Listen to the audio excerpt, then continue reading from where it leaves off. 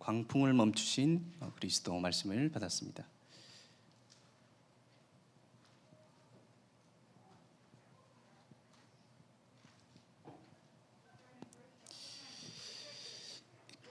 크게 적겠습니다. 예. 예. 사실은 제가 한번 연습을 해봤는데요. 칠판이 너무 작더라고요. 다 안 작게 적었는데 나중에 지우더라도 쓰고 다시 한번 지워가지고 하도록 하겠습니다. 예. 강단 말씀 통해서 광풍을 멈추신 그리스도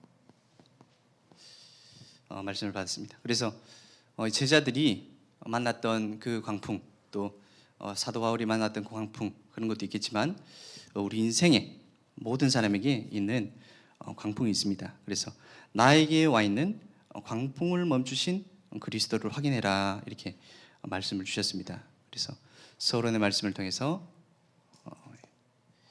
예기치 못한 어려움들, 위기, 특별히 죽을 정도로 죽음의 위기가 사람들에게 찾아오게 됩니다. 그런데 7명의 렘넌트들이 언약을 붙잡고 승리한 것처럼 저와 여러분이 승리하는 응답이 일어날 줄 믿습니다. 언제요? 말씀을 붙잡을 때요.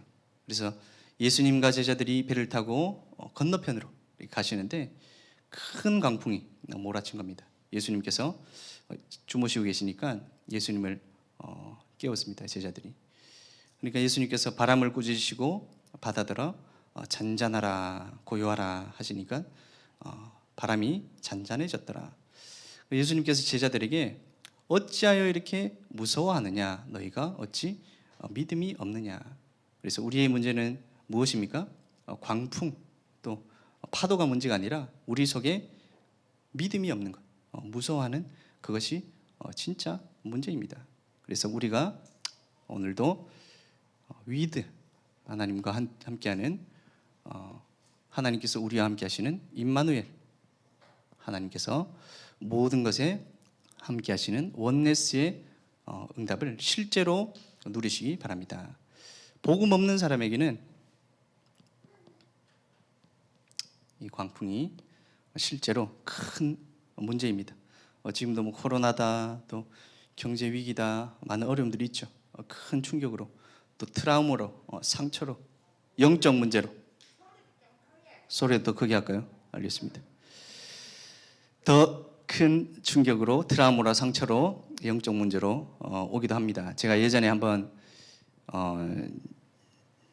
감자탕 집에 갔었거든요. 감자탕 집에 아침 일찍 이렇게 갔는데 그분이 어제 있었던 숟가락을 닦으면서 아침 한 7시쯤 8시 좀 되기 전에 밥 먹으러 갔는데 숟가락을 옆에서 닦으시면서 숟가락통 옆에 넣으시면서 옆에 분한테 포럼을 하는 거예요. 내가 어제 무슨 일이 있었는지 아냐면서 어제 오후 4시에 병원을 갔는데 그 간호사가 아니 지금 왜 병원에 이 시간에 오시는 거예요? 이렇게 거제도 오니까 좋은 동네라 가지고 뭐 저녁 10시까지도 뭐 하는 병원이 있던데 거기 이제 4시에 문을 닫는가 봐요. 이제 그러니까 아니 간호사 선생님이 어제 나한테 4시에 오라 해가지고 왔는데 왜 나한테 그런 말을 하냐면서 다 그렇게. 근데 그분이 내가 손님인데 말이야. 내가 지금 돈 내고 환자로 왔는데 어떻게 서비스 정신이 이렇습니까? 근데 제가 그 감자탕 먹느라고 앉아있는 20분, 30분 동안 똑같은 얘기를 처음부터 끝까지 말 하나 틀리지 않고 7번, 8번 하시는 거예요. 얼마나 상처되는지. 아니, 내가 아파가지고 병원을 갔는데 이 병원에서 아마 그분 마음으로는 본인도 이제 식당을 하시고 서비스 정신을 있으시니까 병원에서 그렇게 환자를 대우하니까 너무 상처를 받으신 것 같아요. 그래가지고 제 옆에 밥 먹는데 체하는 줄 알았어요. 밥도 안 넘어가고 금방 이렇게 나왔던 기억이 있는데 하여간 복음 없는 사람에게는 문제, 어려움, 상처 이런 것들이 남게 됩니다. 왜 그렇죠? 복음 없는 사람은 사단이 지배하고 있기 때문에 우리 복음 있는 사람들은 성령이 지배한 줄 믿습니다. 그래서 우리 복음 언약 가진 사람들은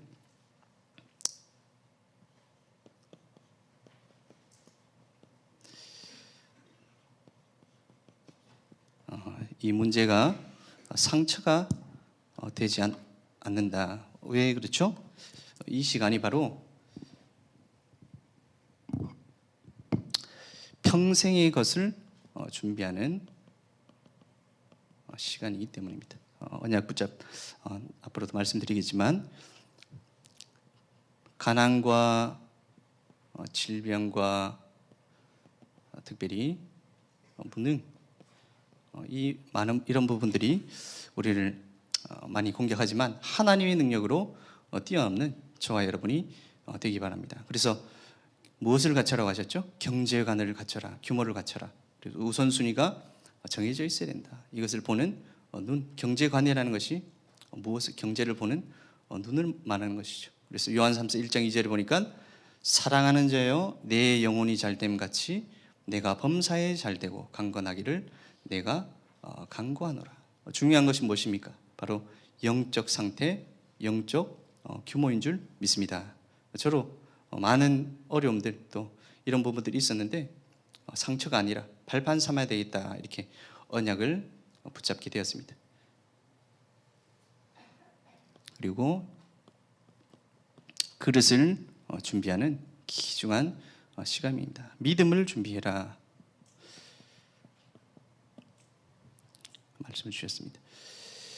마태복음 7장 24절 27절에 보니까 반석 위에 우리 찬양했던 것처럼 반석 위에 집을 짓는 사람이 있고 모래 위에 집을 짓는 사람이 있습니다. 반석이 무엇이죠? 예수 그리스도. 그래서 우리에게 와 있는 어려움, 문제, 갈등, 위기들은 우리가 갱신할 수 있는 하나님의 사인인 줄 믿습니다. 내게 어려움이 왔다, 문제가 왔다, 갈등이 왔다. 그럼 무엇이죠? 그걸 붙잡고 망하는 것이 아니라 복음의 반석을 올바로 세울 수 있는 그런 응답의 시작이 되어야 됩니다. 첫 번째로 하나님께서 이 광풍을 필요해서 주신 것이다 이렇게 말씀 주셨습니다. 첫 번째로 재앙은 절대로 그리스도를 이길 수 없습니다. 그래서 언약을 붙잡아라. 그래서 우리는 재앙 막는 사람으로 불렀다 이렇게 말씀 주셨습니다. 재앙을 그냥 안 당하는 수준, 피하는 수준 그런 것이 아니라 이 시대에 재앙이 올 것인데 그 재앙 막을 사람으로 우리를 부르셨습니다. 두 번째로 믿음을 키워라 이렇게 복음이 각인되면 끝이다 이렇게 말씀 주시면서 좀 이번 강단 말씀 통해서 복음이 꽂혀야 된다. 우리 옆에 분에게 한 번 더 인사했으면 좋겠습니다. 복음이 각인되시기 바랍니다. 복음이 꽂히시기 바랍니다. 예, 어떻게 보면 좀 직설적인 표현일 수도 있는데 복음이 꽂히시기를 예수님의 이름으로 축원드립니다. 복음이 각인되어지고 꽂히면 끝입니다. 그래서 우리 후대들이 지금 주일 예배 드리고 또 토요일 렘넌트 데이 이런 것도 하지만 금토일 시대를 맞이하여서 목사님께서 우리 담당자에게 그런 말씀을 하셨다 하더라고요. 렘넌트들에게 복음이 꽂히는 시간이 되도록 해라. 이렇게 우리 렘넌트들에게 복음이 꽂히는 귀중한 시스템이 될 수 있도록 기도해 주시면 감사하겠습니다. 그래서 내가 누구인지 신분을 아는 시간이다. 야곱아 이스라엘아.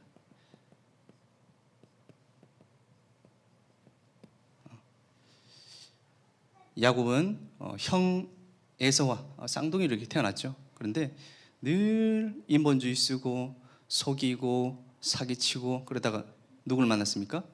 자기보다 더 대단한 사기꾼 삼촌 라반을 만나가지고 빼앗길 뻔하다가 하나님께서 언약을 붙잡고 야복강가에서 이스라엘이라는 새로운 이름을 주셨습니다. 저와 여러분이 복음을 붙잡고 새롭게 되어지는 그 응답이 일어날 줄 믿습니다. 두 번째로 중요한 것을 발견해라. 무엇이 중요한 것입니까? 첫 번째로 나의 연약, 우리 사람에게는 다 연약한 부분이 있습니다.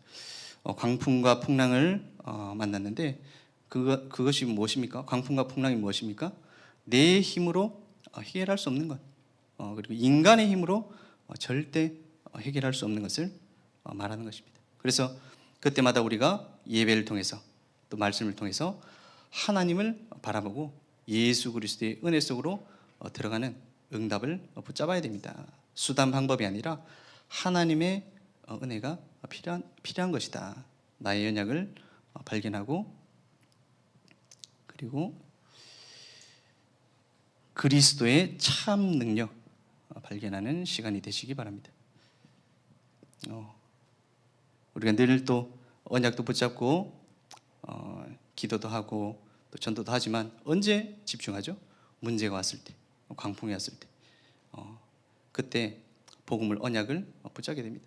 사단 권세, 지옥 권세, 흑암 권세를 완전히 무너뜨린 예수 그리스도 이름의 능력을 체험하는 그런 귀중한 시간 되어야 됩니다. 그래서 신앙생활을 시작하시면서 393 기도 속으로 들어가라 말씀 주셨는데요. 그러면 풍랑이 문제가 되지 않는다. 그런 응답이 일어납니다. 세 번째로 중요한 시작을 말합니다.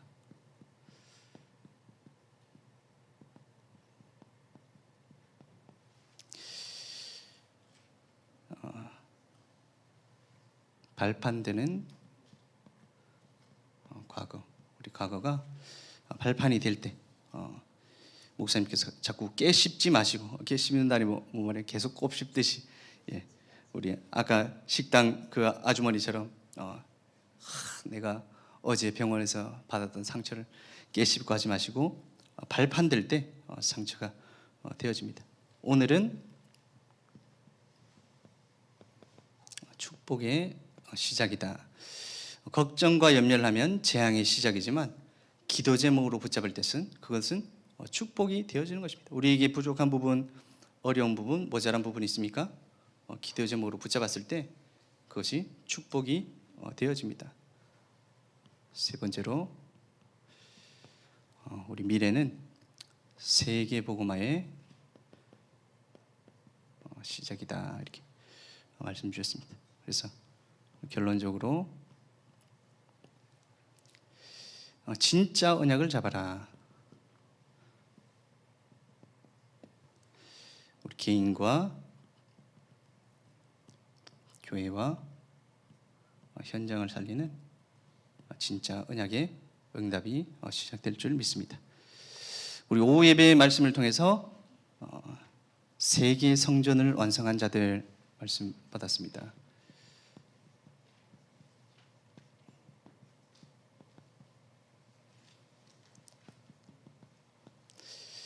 어떤 교회를, 어떤 성전을 만들어야 되느냐. 그래서 서론적으로 성전 역사 기록팀이 있어야 된다. 일본에 보니까 500년 된 식당들이 즐비하고, 또 프랑스에는 대학 나온 사람이 대를 이어서 또 헌책방을 하더라 말씀하시면서 이 성경이 구약이죠. 구약 말씀이 70인 역을 통해서 대를 이어서 중요한 기록을 남겼습니다. 저와 여러분은 어떤 기록, 또 어떤 성전의 응답을 받아야 됩니까? 첫 번째로 사도행전 2장 17절에서 18절의 말씀입니다. 자녀들은 예언할 것이요, 젊은이는 환상을 보고 아비들은 꿈을 꾸리라. 이 그림을 그리라. 그래서 세 가지 성전에 대해서 말씀 주셨는데 첫 번째로 영적 성전.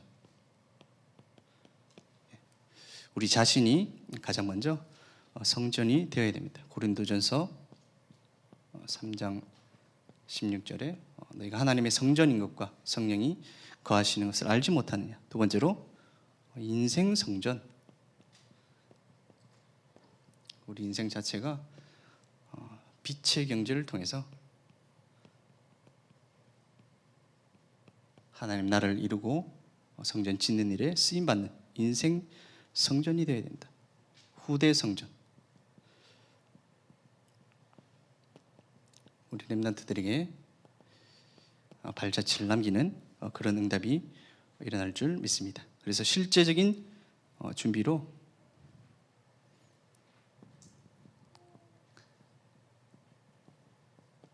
준비를 해라. 세 가지 말씀 주셨는데요. 237 치유 서밋. 우리 237은 이방인의 뜰을 말하는 것이죠. 치유 기도의 뜰. 서밋 렘넌트 우리 아이들의 뜰입니다. 이 부분이 세 절기 우리 갈보리산, 감람산, 마가다라파 또 구약 시대 유월절, 오순절, 수장절 세 절기와 연결이 된 것입니다. 그리고 우리도 지금 지지난주에 우리 신년 예배하고 또 그 전주에는 성탄절로 이렇게 했었는데요. 목사님께서 날마다 성탄절을 누립시다. 날마다 성탄절입니다. 이렇게 하는데 벌써 2주 지났잖아요. 2주 지나니까 많이 까먹었는데 우리 옆에 한번 인사하겠습니다. 날마다 성탄절입니다. 날마다 성탄절만 하는 것이 아니라 한 번 더 하겠습니다. 날마다 부활절입니다. 날마다 오순절입니다. 날마다 추수감사절입니다. 이것이 바로 하나님께서 우리를 구원하시고 인도하시고 역사하신다는 것을 우리가 기념하는 그런 절기입니다. 그래서 237 치유 서밋의 응답을 받아라. 세 번째로 망대를 만들어라. 플랫폼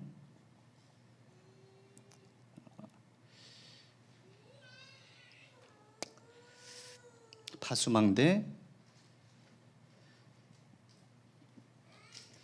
안테나 이렇게 앞으로 우리가 받아야 될 응답인 줄 믿습니다. 예, 벌써 다 써가는데요. 칠판이 작아가지고 본론 말씀으로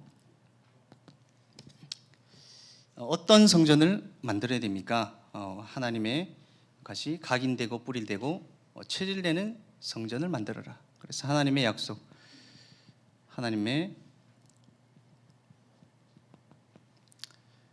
갈보리산을 통해서 우리에게 5 시대를 바꾼 그리스도의 응답을 주셨습니다. 그래서 영세전 그리스도, 성육신하신 그리스도, 부활하셔서 지금 함께 하시는 그리스도. 그래서 우리가 그리스도 이름으로 기도할 때 응답되어진다.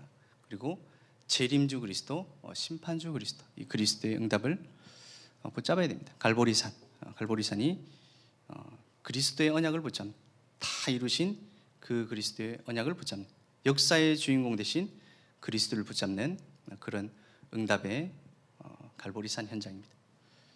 감람산을 통해서 보호자의 능력을 체험해라. 그리고 마가다락방 아까 말했듯이 사도행전 2장 17절에 응답을 붙잡아라. 예언과 환상과 꿈을 붙잡아라. 이 힘을 가지고 우리 렘넌트들이 또 공부하는 그런 응답을 받아라. 이렇게 말씀이 나왔습니다. 두 번째로 하나님의 증거들이 나온다. 이렇게 성령의 충만, 믿음 충만, 지혜 충만한 중직자들을 통해서 성전이 건축되었습니다. 세 번째로 세계 살리는 능력이 나타났다.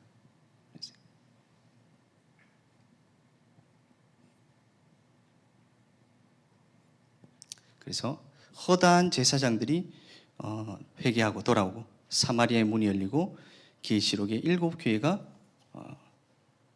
응답으로 세계 살리는 교회로 응답을 받았습니다. 그래서 한 개 교회가 아니라 이 안디옥 교회를 통해서 예루살렘 교회를 돕는 그런 응답이 있었는데 우리 교회를 통해서 전 세계 문 닫는 교회 살리는 안디옥 교회 같은 응답받는 교회가 될 수 있도록 기도했으면 좋겠습니다. 특별히 어디를 기도하고 있죠? 중남미, 우리 과테말라 현장 살릴 수 있는 응답을 받아야 됩니다. 결론적으로 순교 정신을 가집니다. 순교 정신을 가져라. 순교 정신을 가진 사람은 실제로 순교한 사람과 똑같은 응답을 받을 것이다. 이렇게 말씀 주셨습니다. 우리 수예배 말씀 드리겠습니다. 7판 두 개 큰 거를 갖다 놔야 될 것 같습니다.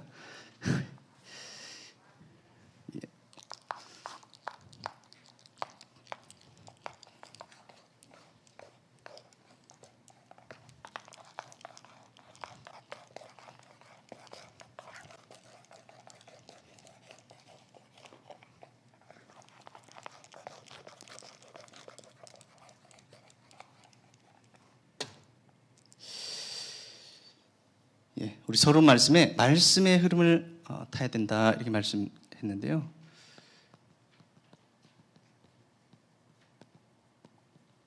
어떤 흐름을 타야 되겠습니까? 요즘 TV를 보니까요, 많이들 보셨는가 모르겠는데 서민갑부 뭐 이런 TV가 많이 나오더라고요. 그래서 어떤 분은 뭐 호떡 하는 사람도 있고 고기 굽는 분도 있고 뭐 탕 이런 거 해가지고 이렇게 하시는 분도 있고. 근데 음식을 제가 보면서 뭐 저도 음식에 대해서는 잘 모르지만 음식을 정말 음식답게 만드는구나, 다 이런 느낌이 많이 들더라고요. 요즘은 음식이 음식답지가 않습니다. 예전에는 제가 도시에 대구에 10년, 대구에 20년, 서울에 10년 이렇게 살다가 조금 작은 도시로 이렇게 가게 됐는데 거기 가니까 체인점 이런 게 별로 없더라고요. 체인점 뭔지 아시죠? 그래가지고 일반식 뭐 기사식당 뭐 이런 데 가다든지 아니면 그냥 동네 식당 이런 데 가다가 한 3년 만에 그 나가가지고 어떤 식당을 갔어요. 그 이제 체인점 하는 식당인데 딱 입에 딱 먹는 순간 어떤 느낌이 들었냐? 조미료가 막 엄청 저 조미료 잘 몰랐거든요. 근데 안 먹다가 몇 년 동안 안 먹다가 요리해서 먹고 뭐 일반 가정집 같은 백반 같은 거 먹고 이렇게 하다가 조미료가 탁 있는 음식을 먹으니까 바로 알겠더라고요. 아, 이게 조미료구나. 이렇게 우리가 밥을 왜 먹죠? 식사를 왜 합니까? 우리가 밥을 먹으면서 육신을 살리려고 밥을 먹습니다. 또 건강하려고 밥을 먹는 겁니다. 그러면서 맛도 있으면 좋은 것이겠죠. 근데 지금 식당은 그렇지 않습니다. 또 특별히 우리 랩런트들 먹는 그런 음식들은 맛이 있냐 없냐, 이게 건강하냐 아니면 내 몸에 도움이 되냐, 이게 아닙니다. 맛이 있으면 되는 거예요. 맛이 있으면. 근데 그 맛있다는 것이 보신 분들 많이 알겠지만 랩런트들 보면 불닭볶음면 이런 거 보셨습니까? 예. 그리고 뭐 그 떡볶이도 보니까 엄청 매운 떡볶이가 있더라고요. 근데 떡볶이도 3,000원, 4,000원 이런 게 아닙니다. 15,000원입니다. 거의 통닭보다 더 비싼 막 이런 그런 떡볶이 이런 거 막 엄청 매운데 저는 한 개 먹어도 못 먹겠는데 그런 걸 막 맛이 있다면서 막 먹더라고요. 그러니까 우리가 밥을 먹고 또 우리가 활동하고 힘을 얻는데 중점이 아니라 뭔가 잘못되어진 그런 부분들을 가고 있더라고요. 근데 그 서민가부 이런 거 보면은 저 음식은 맛도 있겠지만 건강해 보이겠다 이런 생각들이 많이 보입니다. 우리가 많은 사람들이 성공을 하려고 합니다. 성공. 근데 참된 성공이 뭔지를 모르고 성공을 하려 하죠. 그래서 제가 신학원에 또 RTS에 처음 이렇게 가려고 갔더니 면접 보는 목사님께서 이렇게 물어보시더라고요. 자네는 왜 왔는가? 이렇게. 그래서 은혜 받으러 왔습니다. 훈련 받으러 왔습니다. 그러니까 그러면 올 필요가 없는데 이렇게 얘기를 하시더라고요. 그게 무슨 말이냐면은 그냥 은혜 받고 또 말씀 받는 자리가 아니라 목적이 분명히 있는 자리입니다. 그래서 우리가 오늘 또 목회대학원 메시지가 이렇게 있었는데 또 오늘 교회에서는 어린이 수련회 이렇게 있었는데 어린이에 대한 목적 또 어린이들이 인도받아야 될 말씀이 선포되어진 자리죠. 목대어는 뭐죠? 목회자들이 목회할 수 있는 그 25시의 응답의 말씀이 선포되어지는 그런 자리. 그래서 우리가 토요일마다 핵심 산업선교 또 전도학 말씀이 선포되어지는데 저는 산업선교 말씀을 들으면서 특별히 내 속에 있는 동기를 확인하는 그런 시간이 되었습니다. 그래서 우리 성공의 기준이 무엇인가, 성공이 참된 성공이 뭔지도 잘 모르는데 참된 성공을 발견하고 성공의 기준을 바꾸는 그런 메시지가 선포되어지는 자리입니다. 두 번째로 복음의 근본을 찾아주는 것이 바로 전도학 메시지를 통해서 목회자들 또 특별히 전도 제자들이 말씀 받는 시간입니다. 그리고 제자의 틀을 갖추라.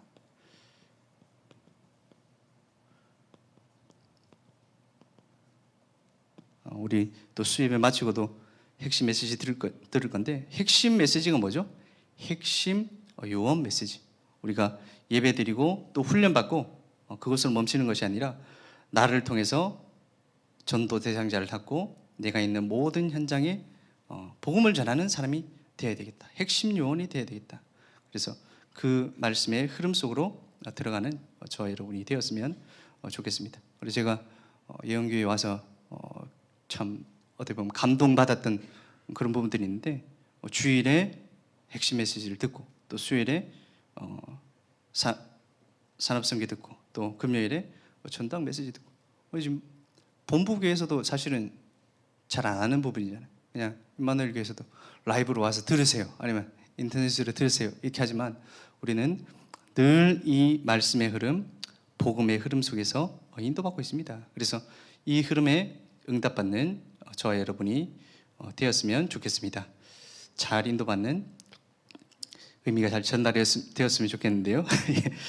예, 우리의 인생에 TV에 그 막 맛있는 음식 해가지고 돈 많이 버는 사람들도 돈 많이 벌려고 맛있는 음식 해가지고 하는 사람들도 그 음식에 막 프라이드를 가지고 하고 있지만 우리는 그런 단순한 그런 것이 아니라 복음을 통해서 2, 3, 7, 5천 정도까지 살려야 되는 응답을 받는 전도자들의 응답이 되어줄 줄 믿습니다. 그래서 그것이 말씀의 흐름입니다. 첫 번째로 하나님의 시간표 있습니다. 과거를 발판으로 삼아라. 최고의 발판으로 현재를 최고의 누림으로 삼아라. 미래를 최고의 그림으로 그려라.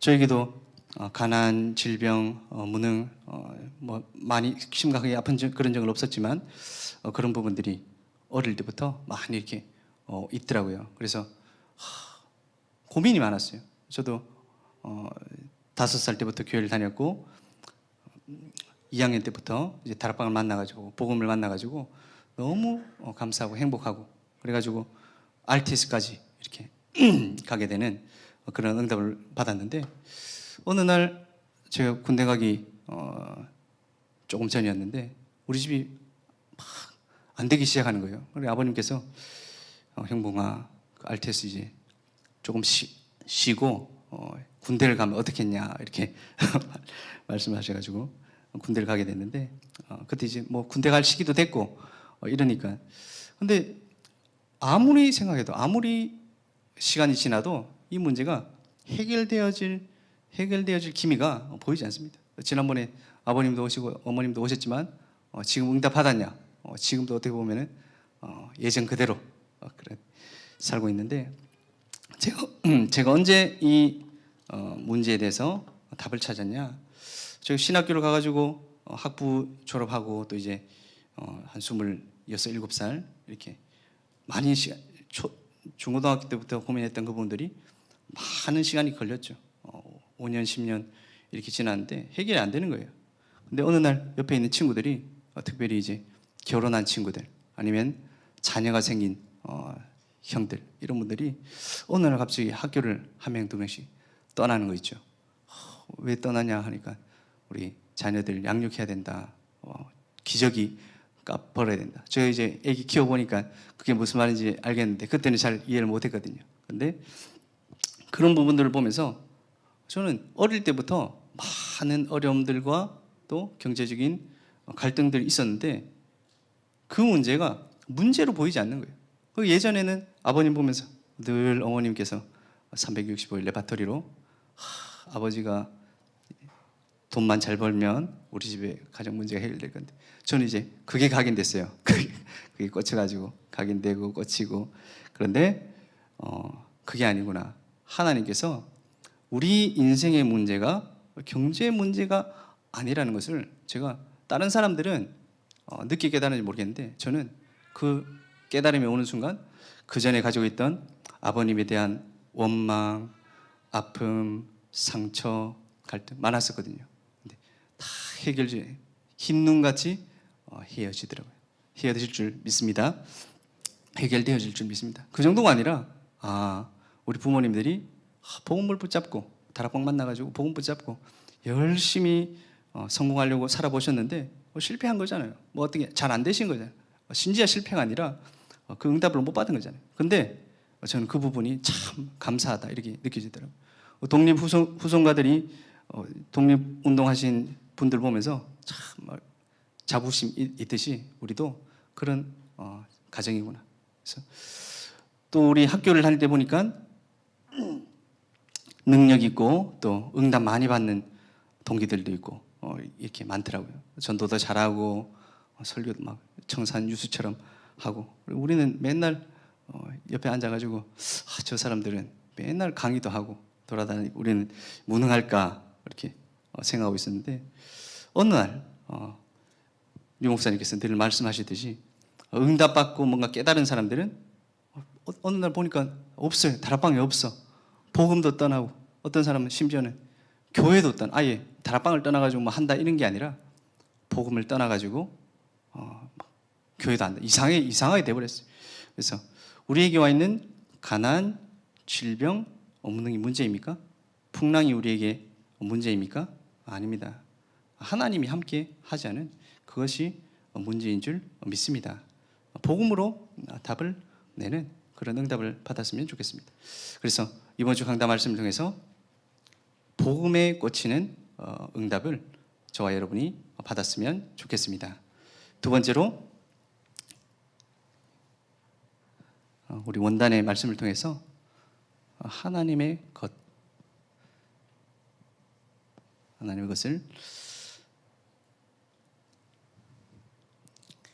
영원한 것을 보호자의 플랫폼으로 만들어라.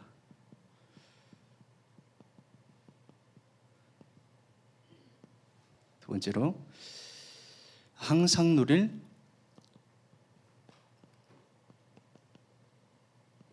보호자의 파수망대. 세 번째로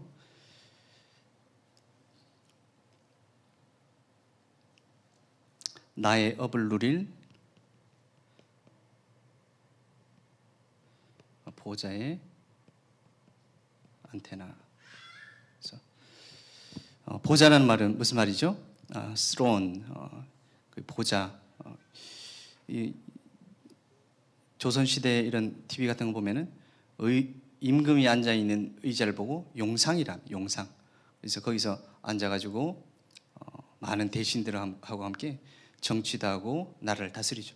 마찬가지로 보좌 이 말은 하나님께서 우리를 통치하시는 그 자리, 하나님의 나라, 하나님의 나라의 일을 말하는 것입니다. 그래서 교회의 응답을 받는, 그리고 하나님의 시간표를 통해서 우리 개인의 중요한 응답을 받는 시간이 되어야 됩니다.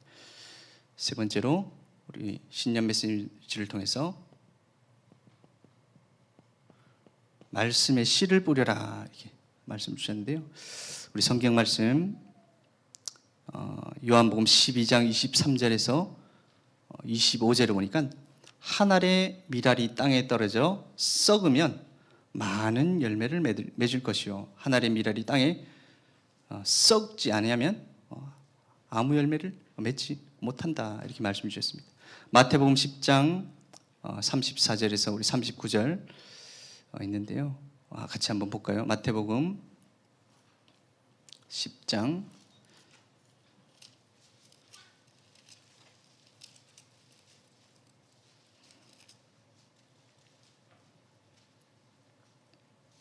34절에서 39절입니다. 우리 같이 보겠습니다. 시작. 내가 세상에 화평을 주러 온 줄로 생각하지 말라. 화평이 아니요 검을 주러 왔노라. 내가 온 것은 사람이 그 아버지와 딸이 어머니와 며느리가 시어머니와 불화하게 하려 함이니 사람의 원수가 자기 집안 식구니라. 아버지나 어머니를 나보다 더 사랑하는 자는 내게 합당하지 아니하고 아들이나 딸을 나보다 더 사랑하는 자도 내게 합당하지 아니하며 또 자기 십자가를 지고 나를 따르지 않는 자도 내게 합당하지 아니하니라.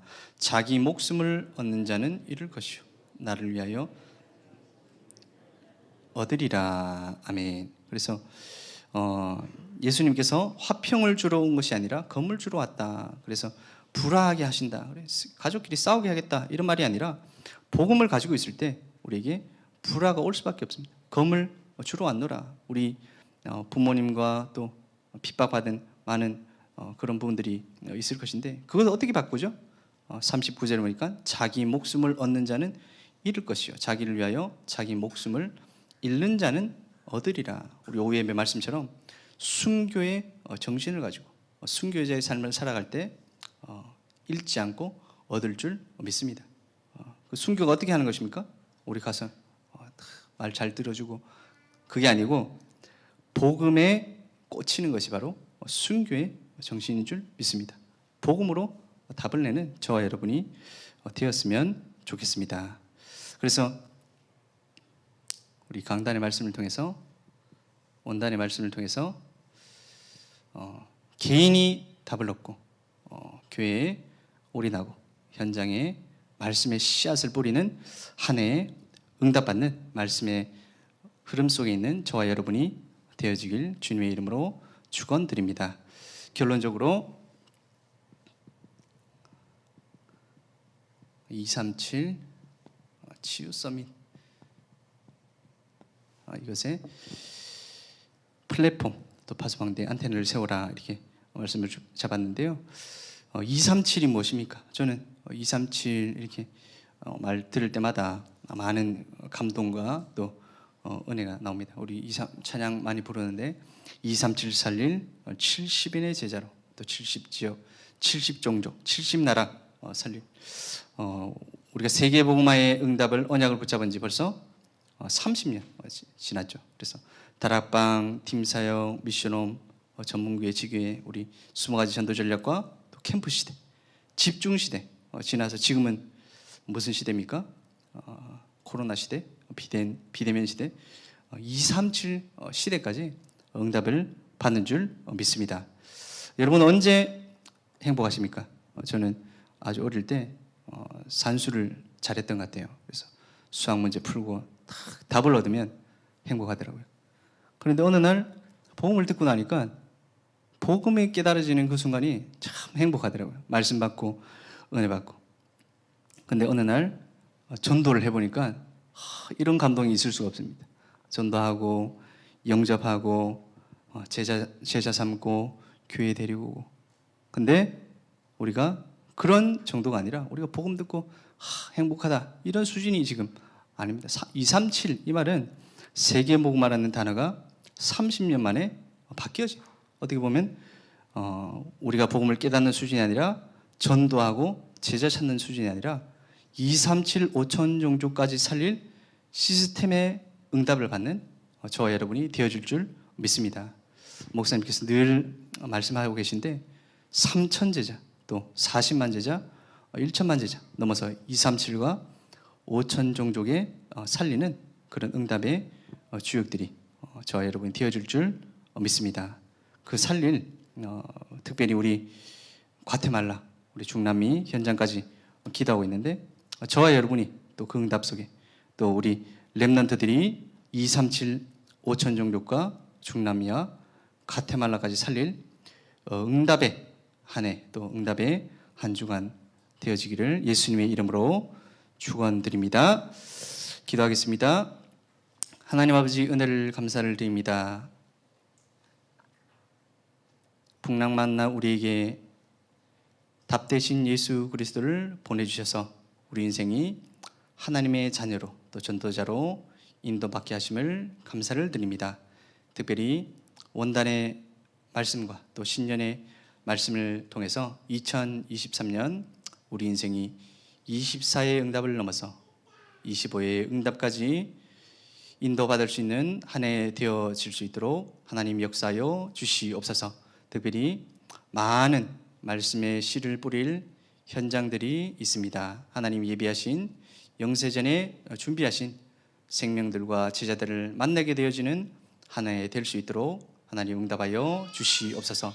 특별히 우리에게 주어진 지역과 또 구역과 우리 가정과 가문과 우리 많은 만남들 불신자들이 있습니다. 하나님 기억하여 주시옵시고 우리가 그들을 살리는 일에 쓰임받는 전도자의 발걸음 갈 수 있는 저들을 되게 하여 주셔서 말씀 붙잡고 영적 승리할 수 있는 저들을 되게 하여 주시옵소서. 살아계신 예수 그리스도 이름으로 기도드립니다. 아멘.